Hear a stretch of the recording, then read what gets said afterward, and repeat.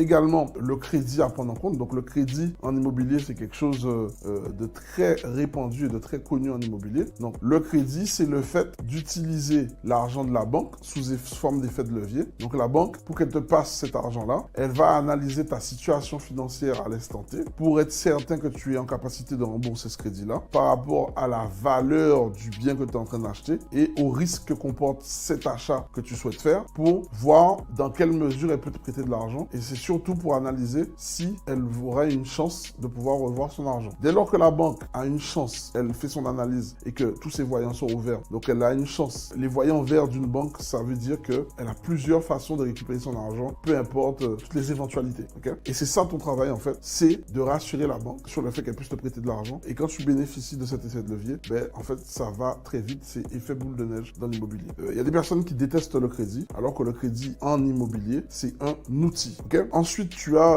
l'acompte. L'acompte en immobilier, ben, c'est l'apport que tu vas apporter. Okay? Il y a des banques qui vont te demander de mettre entre 10 et 20% d'apport. Okay? Je te l'explique rapidement. Imaginons que ton bien immobilier coûte 150 000 euros. 10% d'apport, ça représente que tu dois amener pour que la banque puisse te financer 15 000 euros sur le projet. Okay? Ça, c'est la part de risque. C'est la part de risque que la banque va te demander d'apporter, enfin pour diminuer son risque à elle sur le projet. Et ensuite, elle, en crédit, elle va te donner les 90% restants pour faire ton achat. Okay?